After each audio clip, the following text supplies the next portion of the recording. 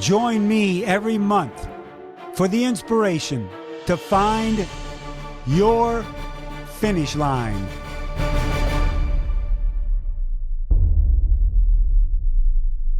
Hello, everyone, and welcome to another edition of Find Your Finish Line. I'm Mike Reilly, and today's edition is a special edition previewing the Women's World Championship in Nice, France for the IRONMAN World Championship, which is coming up on September 22nd. And I've got an expert guest that is going to preview it with us. You're going to love to hear this one. By the way, Pillar Performance, Find Your Finish Line sponsor, longtime friend of the company, and I just love the products. They're a micronutrition company of products that help you recover from the race, help you sleep better. Their triple magnesium powder is just amazing. I've been using it for about 2 years on recovery and sleep at night. So check out Pillar Performance and their products. For my North America listeners, first-time buyers, you can go to thefeed.com and get 15% off. Just type in Finish Line when you check out of the Pillar products, and you'll receive your 15%. For first-time buyers on the international level, you can go to pillarperformance.shop and type in Finish Line to receive your 15%. So thank you again to Pillar Performance. Try their products. Immune vitamin C, triple magnesium. You'll love it. This is a special show because I have a special person on. We're previewing Nice, the race, and with me is Dede Griesbauer out of Boulder, Colorado. Dede, how are you doing today? I'm good, and I will second that triple magnesium from Pillar Performance. I get mine from the feed as well, and it helps me sleep like a baby. So kudos to them. I know, it's amazing. Well, Dede is an expert. She's got over 16 years as a professional triathlete. She's the co-host of the IRONMAN television broadcast that you'll be listening to, watching the race in Nice. She is an accomplished triathlete, ultra marathoner, ultra Ironman, and one that knows the sport inside and out. So, Dede, thank you again for being on the show today. Well, thank you for having me. This is the first time we've really gotten to get into a preview for the women's race. Obviously, we have a little bit more than a week to go, and the buzz is starting to build. I think the athletes are starting to arrive at the venue and previewing the course. So it's getting down to it, and I couldn't be more excited. Yeah, I think I saw Jackie Herring and Lotte Wilms out on the bike course today on social media. So you're right; they're all getting there. Are you excited for the race in Nice? Oh, I'm thrilled. I mean, don't get me wrong. There's a certain sentimentality that comes with the Ironman World Championship and the big island of Hawaii and being in Kona. But I tell you, having this race venue in Nice, it is so spectacular. And I think the athletes are in for a real treat. I think we're going to see this course reward a really different skill set. And we're going to be talking about some, I think, very familiar names, but also some new names I think are going to shine on this new course. And I think the event is going to be absolutely spectacular. That's what I'm excited most to talk to you about, because obviously the history of so many of these women that are racing in Nice, their history is on the Kona course. So they really, besides training on the Nice course, they really don't have any foundation. They don't have any, being out there at 80K on the bike. Oh my gosh, what am I going to do now? I got to climb at 130K. So is that what excites you the most, of it being kind of the unknown? Yeah. I mean, you think about the Kona course, and even if it's your first time, and that's something else we can talk about, 22 first-time world championship women on debut here in Nice. So even if it's your first time, you've heard the legends, right? You get to a particular place on the course and you're like, oh, this is where that happened back in, right, 1994. And oh, this is that hill where this is the Mark and Dave hill, or this is this is where Karen Smyers passed Paula Newby-Fraser with 800 meters to go. Like, there are so many legends about that course. And these women are getting to be the first. They're getting to set those stories and create those legends for generations to come on this course. So I think it's going to be really, really exciting. We're going to have all new stories to tell about this new World Championship course. New stories and new history. I love it. So our top 5 seeds: number 1, Lucy Charles Barclay. Then Annie Haug from Germany, Lucy from the UK, Laura Philipp from Germany, Chelsea Sodaro from the USA, Kat Matthews from the UK. Daniela Reef was in that top 5, but obviously she retired, which I say, Daniela, congratulations to you. You raised the level of racing triathlon, male or female, for the past 10, 15 years. And I congratulate you on your career. Amazing career, and literally so many of those stories that we will tell about the Ironman World Championship in Kona are about Daniela Reef. Yeah. And I think she is to take a lot of credit for this renaissance in women's racing. You know, we've seen a lot of these sort of once in a generation kind of athletes, from Paula Newby-Fraser, Natasha Bodman, Chrissy Wellington. They're once in a generation. They come, they're so dominant. Daniela Reef, they set this standard that all of these women are like, okay, well, if she can do it, maybe it's possible. And little by little, they all inch up. And I think with Daniela, what we're seeing now in women's professional triathlon is this real renaissance where it's not just a once in a generation athlete. There's so many women. All of those women you just mentioned would not be surprised to me if they won next weekend. Like they all are in the hunt for it, and it's going to be a great race. And it's thanks to people like Daniela Reef that made those women 5 and 10 years ago dream about winning this race. Yeah, Daniela setting her bar higher, probably unbeknownst to her when she was doing it, was setting the bar higher for the sport. So that is fantastic. So what do you think the chances are of one of those 5 women in the top 5 being the champion? You think it's 80% that the championship's coming out of the top 5 or anything like that? You know, I think we have to look at those top 5, and obviously those top 5 are coming from different race courses, right? And as we said right at the top of the show, this course is going to reward a different skill set. But the interesting thing is that all of those women have those skills, right? I think we talk particularly, I mean, the swim is the swim. I think if anything, we've got, you know, a wetsuit swim potentially in Nice as composed to, you know, Kona, which will never be a wetsuit swim. It's borderline. I can't remember if the men were in wetsuits last year, but we may see the pros in wetsuits. We may not, but the swim, it's still going to be a sea swim, going to have some chop, potentially some swell depending on wind.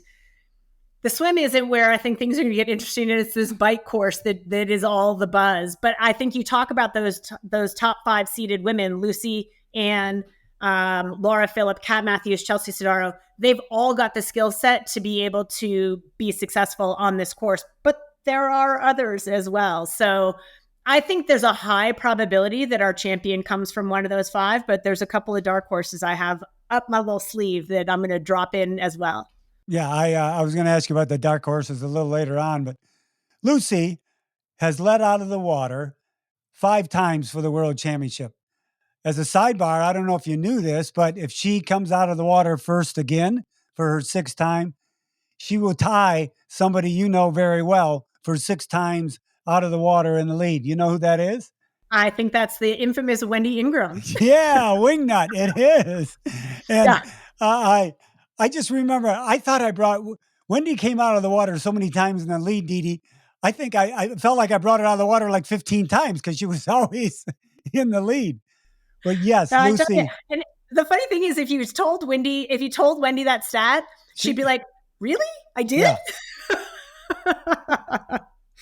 So with athletes, Lucy, a clear advantage in the water. She kind of always has, but packs are starting to get closer to her. You know, you've got Lauren Brandon, you got Rachel Zelinkas, Rebecca Clark swims very well. Lottie, who I mentioned, swims very well. Do you think they're concerned with how much time up she may have on them on the swim? Or you think they'll just go ahead and do their own swim? And because we'll talk about the bike course, because the bike course may equal it out.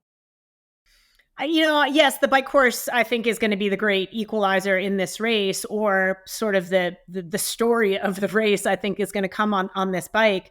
But I don't think anybody's going to want to give time away to Lucy. I think the closer that they can keep her, and the fact that we are seeing a bigger and bigger pack of chasers and people in contention, can a larger chase pack of, likely, you said all the names, Lauren, Beck Clark, Rachel Zelinskis, Lottie Wilms, Fenella, Langridge, another one. Can they bridge to then a second chase, can Kat Matthews get at the back of that pack and manage to hold on? Jackie Herring, how far back will Anna Haug be? So the fact that we have a bigger chase pack chasing Lucy, is that going to pull the second chase pack just a little bit closer because there's just more bodies in closer proximity to Lucy? Yeah, I agree with that. And it's also very interesting. I wonder in Lucy's mind, how much of a lead does she think she needs to get out of that water and kind of clear herself for the first 30K of the bike? What do you think she's thinking with that respect? I think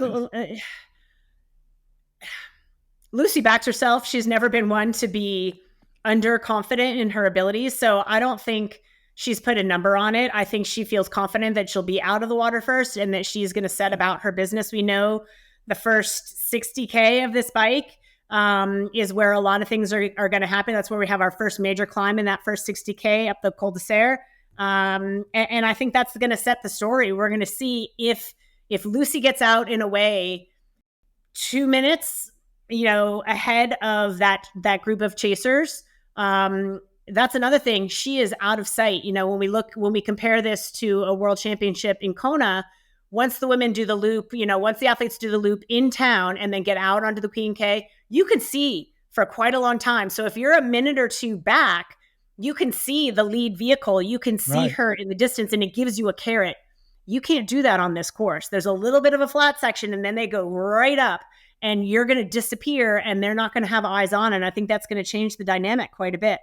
Out of sight, out of mind. I mean, not necessarily because it's a world championship event, but it's a very different course and it's going to play to a whole different strategy as a result. So I think Lucy absolutely will be up, out, and away and will be very aggressive on the climb. And how much time does she need? I think she's got to be more concerned with how much time she has coming off the bike. If she can hold the lead through the bike, then she's going to be, how much time do I have out of the swim? Yeah, I agree with that. And we'll talk about that. Yeah, that first 60K up to Col de Serre is kind of where Sam Laidlaw started putting the hammer down to take his separation there. He did it there, and then a little bit later in the race. When you have the advantage of not being seen and you've got that climb, do you think athletes like Lucy and others are really going to pound it on that first 60K and see where they play out? Or are they going to be conservative? It depends on the athlete. I would be conservative because I'm not much of a risk taker, but I think athletes that are hungry you're going to have to, you have to look at the level of women's racing and know who's in the field and know what your lead has to be off the bike. And I think you have to be very aggressive on that climb. And then we're not quite there yet, but the descent back down into Nice at the end of the bike is also going to be really, really critical because if you're not a good technical rider, you can be a strong rider and you can do damage on the climb only to lose it all on that descent if you don't have the technical skills to get yourself down. So I think those are going to be the two key parts, the first 60K and then that descent. I think we're going to see a lot of separation in those two spots in the race. Well, there's another spot too that they've got to do, not as big a climb as the beginning, but about the 130K mark before they do start coming to town. They've got another climb. You think there'll be any strategy on that, or everybody will be so separated by then they're just going to be happy to do the descent to get into town? I think that action's going to be on that first climb. I don't think we're going to see in Kona, we're so used to, okay, who's close to who once you get to Javi and then the fireworks start, right? I think the fireworks are going to come at very different places. I think that the statement, like Sam Laidlaw a year ago, is going to be made in that first 60K. I think that second climb, if you're a Kat Matthews and you've been back a little bit and you're just chipping away and chipping away and chipping away, her strategy is going to be very different than, say, Lucy's, perhaps, just based on where they are out of the water and who they're near, who they have to work with on the bike. Yeah, because you've got people like Annie who, can arguably run 10 to 12 minutes faster than Lucy on a great day, but you never know. But she's got to be one that's got to be thinking about, when I get up that first climb and then start coming on down, I don't want her to have more than 10 minutes on me. You think she'll be thinking that way? Yeah, I mean, I think Annie House, someone who races right until 10 meters past the finish line, right? I know, she's relentless on that run course. But yes, she is going to want to be attached to those chasers. If she can make that second chase pack in the swim, that's going to be key for her. And then putting herself around good company on the bike to keep her. Yeah, I think that 10-minute mark is probably pretty realistic. More than that, it's going to be tough. Less than that. But again, Mike, here's the thing. Because this bike course is so hard, we're saying 10 minutes. But if someone over bikes on this, like they could blow themselves up and fry their legs. And even though the run course is relatively flat, that's also very challenging because it's just out and back. So crowd support's great, but it can get hot out there. And if you haven't taken care of yourself on this bike course, you're not going to be able to run to your potential, and it's going to cost you. So yeah, we think 10 minutes, but if someone like Lucy is reckless on the bike because she is panicked saying, I need 10 minutes, and she gets 12, but blows her run as a result, it's a whole different animal when it's this unknown of this amazing course. Well, Dede, you mentioned dark horses. Who wouldn't surprise you to be coming on down that descent and they're in like second and third place, having a fantastic race? I don't know that it's. India Lee has had a breakthrough year. Yes. We could see India Lee do something that we're not necessarily expecting. I think that wouldn't necessarily surprise me. She's a brilliant cyclist, so we could see Indy Lee. Els Visser, also a very, very strong athlete. She has raced a ton this year. She's super strong, obviously physically, but mentally she's so tough that I think, I don't know that she would necessarily at the end of the bike be in second, but if she can be top 5, top 6, I think she's going to be the one that's going to struggle the most in the swim. So if she comes 10, 12 minutes back out of the swim, it's going to be a big ask to reinsert herself. But if she does, she's another one that we could see pop into the top 5 that we might not necessarily be expecting. My sentimental pick is Jackie Herring. Yeah. I love her return to Ironman racing. It's been so spectacular to see her, an Ironman athlete when she was Jackie Arndt. Remember that? Yeah. She was a great all-around athlete, good swimmer, strong cyclist, good runner. You're not going to write her in as the best swimmer, best cyclist, best runner. And it's funny because during the pandemic, when we were doing all our virtual racing, people started looking at Jackie Herring's numbers on the bike and they're like, this girl can ride a bike. And she came out of the pandemic with this focus on 70.3 racing and has been absolutely brilliant. She's literally raised her game, swim, bike, and run. And now she's back to Ironman racing. And I think, we saw her in Hamburg take like an hour and 20 minutes off her Ironman PR 11 years or something after she did her last Ironman. So her story this year in this Ironman Pro Series has been so spectacular that I'd love to see her have a great day. Can she land on the podium? I'm not sure. And this is another thing. I think this is where some of the Americans might actually be at a slight disadvantage. We don't have roads like that here. You can spend time in the mountains. Chelsea Sodaro moved her home base to Boulder, Colorado, and has changed coaches and is working with Neil Henderson to really sharpen those cycling skills. But you can bike all you want in Boulder, Colorado. You're never going to have a technical descent like you've got in Nice. And that is not something that you can do in just previewing the course in 10 days before the race. That is a skill that you have developed year over year after you. We saw Rudy Van Berg at 70, what it was in Nice at 70.3 Worlds.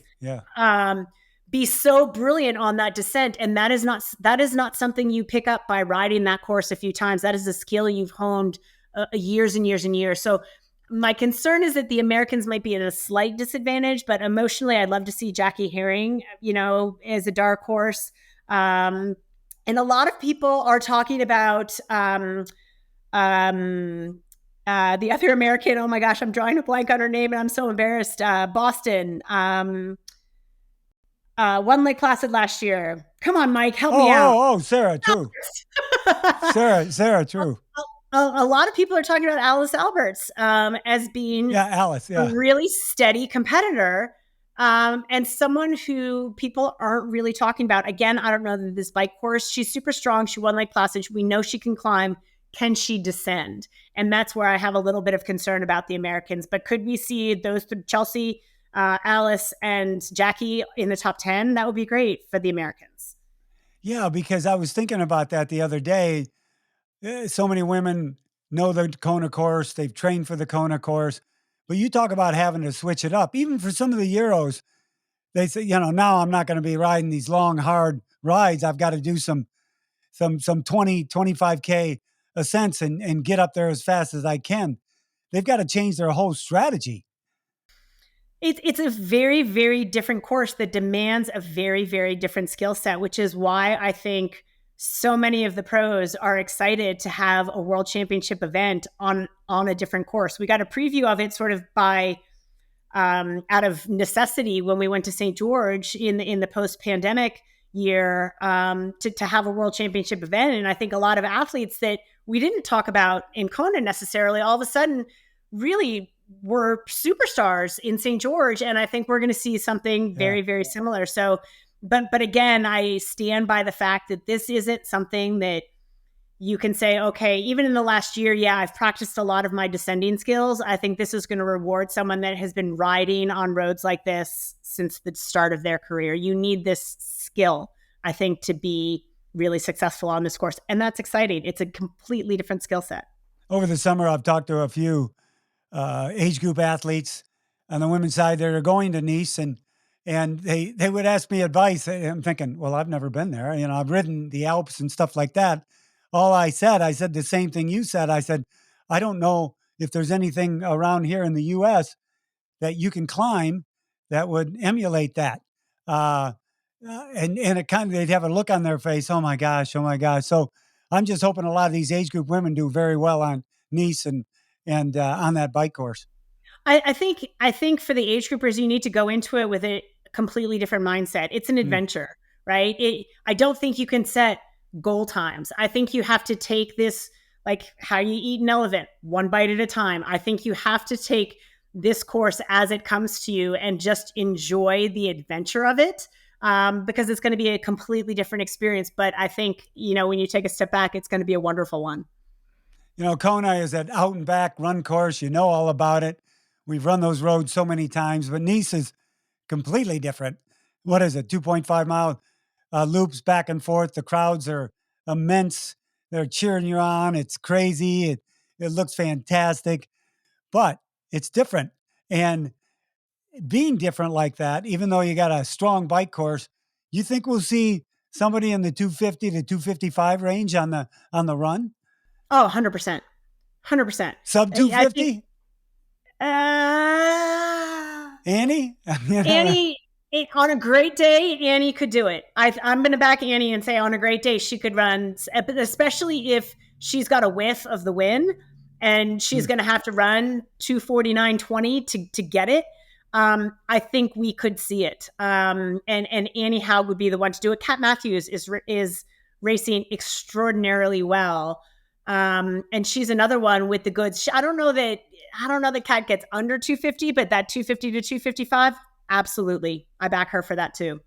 Yeah, Jackie Herring as well. Like she's another one that could do it. Like, there are so many women that could run in that 250 to 250, particularly with that crowd support. I mean, that's going to be the big thing, is that you've got to really, like it's like running sort of up out of T2 in Kona, where you've got Mike Reilly's voice on the speaker and he's shouting your name and the crowds are going nuts and you're running out of Lee and everyone, like people are packed 4 and 5 deep on both sides of the road. You've really got to calm yourself down. But for this Nice course, that's what the road is every step of this marathon. So they're really going to have to control their energy because it's still a marathon and you could really blow it just based on the energy of the crowd in the first 15 kilometers. Does the Nice course, Dede, is it an advantage for any one of the runners that because it is flat compared to Kona? It's kind of undulating. You've got your hills. A lot of runners like that because it breaks it up. They stretch out a little more, at the Achilles and the calves and the hamstrings because they've got a hill. You think someone can get into a pace there and all of a sudden they go, what's going on? My hammies are tightening up. My glutes are tightening up because it's a flat course. Yeah, I think it's like, like we talk about different Ironman courses, and people are like, oh, Ironman Florida, it's so easy because it's Yeah. flat. Well, try sitting in your aero bars without moving an inch for 4.5, 5.5, 6 hours, whatever your bike split is. That's not easy because there's like you said, there's absolutely no variability whatsoever. And yeah, I think that coupled with the fact that it's a really challenging bike course and your legs are going to be a little less solid coming off of a course like this than they would be another course that's a little bit less demanding. Yeah, I think we're going to see cramping. I think we're going to see some meltdowns on the run course. And you don't have that variability in pace where, okay, I'm up this hill, I'm just going to shorten up my cadence a little bit. It's like metronome running. So I think a lot of athletes that spend a lot of time on a treadmill might actually do Yeah. pretty Yeah. well out there. So between Lucy and Annie, I've read they've got like a 55% chance, one of those two winning the race. But that's 45% chance that, somebody else is going to win it. Who could bust through and stay in front of Annie and catch Lucy and get to that finish line first? Who could do that? I think Kat Matthews could do it. I think she's got this. I think she's got the strength on the bike. I think she's got the ferocity of racing. Like Yeah. she is absolutely relentless out on a race course. She's gonna have to erase the memory of her DNF a year ago in Kona. That was, I think, more, you know, physically there obviously was something going on with her that day, but I think the longer term impact was mentally and emotionally. When you have set yourself up for the performance of a Right. lifetime and you get out there and nothing is going according to plan, it causes some doubt, right? Like it causes some doubt. And she's had some great performances this season, but it's not a world championship event. We know she can perform at a world championship event, but she's got to erase the memory of a year ago and say that was not Kat Matthews. But I think Kat could do it. We know Chelsea could do it. She's Yeah. an Ironman world champion. She's done it before. And I think the changes that she's made in her life over this last year, a lot of people would be like, oh, Chelsea's confused. She's made all these changes. And I was like, no, like Chelsea has said, this is what I need to do and been absolutely unapologetic about it. She moved her home. She changed coaches. She's changed bike partners. And she has been absolutely like confident in making every one of those changes. And we could see a different, she had such a tough race last year. And not that I've ever had this problem, but it's hard to defend, right? It's like the pressure. Those athletes, as soon as you cross that tape and you're Ironman world champion, your life is, you have so many more obligations and people wanting a bit of your time, and it changes your focus a little bit. And we saw Chelsea really struggle last year, but what we also saw was Chelsea be so far back, but still run her way. And she was nowhere off the bike. We're like, what happened to Chelsea Sodaro? And man, if she didn't fight all the way to the finish line, which is so hard to do. So I think she can combine some of this new confidence that she has and a lot of the changes that she's made this year to be better prepared for this course in particular, and combine that with the fight that we saw in her through the marathon last year. I think she could do it. I agree with you. I think every one of Chelsea's changes that she's made, life changes she's made, have all been for the positive. And also on the cat side, you think about it, she's going to Nice. She's not going back to Kona where those memories of the DNF are there on the course, in the town, going to the restaurants, whatever it may be. She's going to a completely different venue. So I don't believe that DNF is going to affect her at all because she's at a new venue and a new race. So that's who my dark horse is. I call it a semi dark horse because it wouldn't She's surprise not me very if dark. it wouldn't surprise me if she won. That's for sure. Yeah, she's a bright shining star, so she's not that dark. Yeah, yeah, yeah. That's right. So, are you excited? Yeah, I was going to ask you this. You do the broadcast, Dede. You do an amazing job. Are you co-hosting with Michael? Michael, yes. And then Matt will be on the course. Matt will be out on the course, and I believe Reilly is going to Nice as well. So we'll have Reilly out on the course to correct all of Matt's mistakes. Oh, I love that. So you're a professional triathlete. You've been in the game as long as anybody, but you're also a fan. Do you find it hard to juggle that back and forth of like, oh my gosh, look at Kat, she's coming back, or this or that, because you've still got to be nondescript on the broadcast or non-favoritism, so to speak. So is it hard to go back and forth between that broadcast professional and a fan? I'm a fan of like I am a fan of everybody out there, and that's why I have the best job in the world. Because yeah, I might be friends with some of these women off course and know them a little bit better, right? And so secretly, yeah, I'm pulling for them. But if I'm, pulling for Chelsea because she swims with our squad and I've gotten to, know her a little bit, and now I'm like, yeah, Chelsea, go.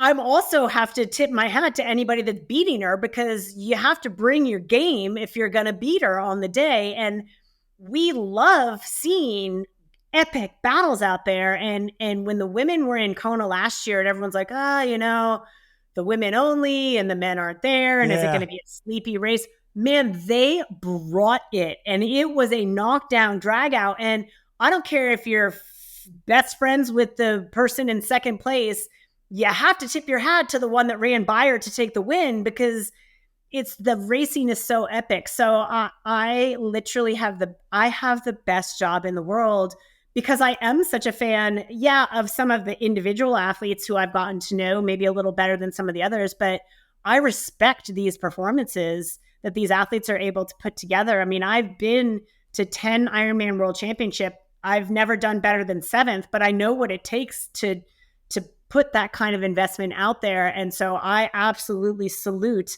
anyone that gets the job done under those kinds of stresses and pressures on that one day, because you can wake up and just be a little under the weather and that's it. You're not gonna do what you thought Right. you'd do. So because I know so much about what goes into it, I have to celebrate everyone that does it. And honestly, getting to commentate has made me a smarter athlete, like a better athlete in my own racing, because I've seen so many different scenarios play out that selfishly, I love what it's done for my own racing and my own mindset. When I get out there on a race course, I'm like, oh, things aren't going that well, but remember that time? So Well, it's a great gift. well, remember, Dede, I'm gonna one up you and say I had the first best job ever for quite a few years, You sure and did. people would always ask me, Mike, who's your pick? Who do you think's going to win the race? And I never give a prediction or a pick, because I said the one I'm cheering for is the one coming down at me on a Lee drive from the first place to the last place, because everybody's a winner Yep. that crosses the finish line. Yeah. But you always have the ones that worked very hard or came back from an injury or overcame a life obstacle.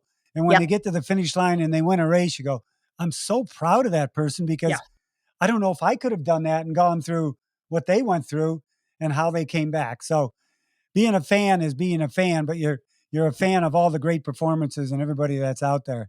What's Absolutely. what's the hardest part about the broadcast day? Because it's a long day. I mean, you guys, you talk about going from one thing to the next, obviously the swim, bike, run. But what's the toughest part about broadcasting? We don't always get it right. We don't have an infinite number of cameras out there, and sometimes we miss things. We miss moves, we miss passes, we miss bottle drops, we miss some of the things going out on the course. We don't have eyes everywhere, and we do our best to then, like, if something significant happened, we try to like do a replay of it, but we don't get it right every time. We try to predict how things are going to play out and stage stage it accordingly, so we get all those good juicy nuggets, but we miss stuff and then people get angry. um we really do our very, very best, and we don't always get it right, but we try awfully hard to showcase everyone and get it right. So yeah, we're not perfect, but that's the hardest part, is that we're not perfect. Yeah, but over the years, you've started to perfect the craft of the broadcasting and BCC and the camera crews, and no matter who it is, and you're not always gonna. If we were a drone out on the course catching everything, you could do that. It's like your own eyes, but it's very hard to catch everything. But you guys catch an awful lot, because when I'm watching it, it's like, okay, I'm there, and I know a lot of the courses. The course, okay, that's where they're at. I know where they're at. This is cool. So, giving a play by play, I think You do a fantastic job. So keep that up. I can't wait to listen to it. So how can people get on the broadcast, watch it? Where do they go? Give us the information on that. I believe it'll be on the Ironman website, and I think we'll be on YouTube as well. Oh, yes. Yes. Be on YouTube also. Yeah. Yeah, we're also on YouTube. So both the Ironman website will take you, the Ironman Pro Series website will take you there. You might have to click a few buttons around, and then we're on YouTube also. Yeah. Yeah. It's going to be great. Well, Dede, thank you very much. It's going to be an exciting day on Sunday, September 22nd, watching the race. We're going to have this podcast out the week before so they can all see your predictions and the dark horses and all that good stuff. So I'm going to say two things, Mike, to all your yeah, listeners. Number one, I want to hear from your listeners. So I'm on Instagram. I'm at Dede Griesbauer. I want you guys to message me your picks because I follow this stuff and I want to know how Mike and I got it wrong today. You know, we talked about some of the key players, but who did we miss? And I want to hear that in a nice way. I don't want to hear I'm dumb. And of course, I didn't talk about so-and-so, but I want to hear who the fans and your listeners are picking, because that's always super interesting to me, what the preview is and who the favorites are from the fans. And the other thing I want to mention is that September 22nd will be my 54th birthday. So I will be celebrating in the I won't best forget way that. possible. I'm going to be sending you texts during the day and bothering you, you know? I tell you, Mike, in my heart of hearts, I had a small dream that I'd pick up a sneaky little qualifying slot and be out there to celebrate with these great athletes. But the second best place to be is going to be in the commentary booth with Michael Lovato. Of course you had that dream. That's no doubt Dede had that dream. We got some dreams, Mike. It's what gets us out of bed in the morning, right? But thank you. Yeah, send Dede your picks. You can go to MikeReilly.net, Mike at MikeReilly.net, and send me your picks. I thought about that when we were talking about people, Dede. I go, you know, we left somebody off and somebody's going to be upset. So we apologize for that. We can't talk about everybody. But we hope you all have a good time watching the broadcast, and may the best person win. Absolutely. All right, Dede, thank you very much. My warmest aloha as always, and good luck on the broadcast. Thanks, Mike. Thanks for having me. Yeah, thanks for being on. And thank you, everybody, for listening to another edition of Find Your Finish Line. As you know, you can pick us up anywhere on the Apple Podcast, Spotify, and send me your comments on any future guests you'd like to hear on the podcast, whatever it may be. And thank you again to Pillar Performance. Take care, everybody, and stay safe out there on the roads.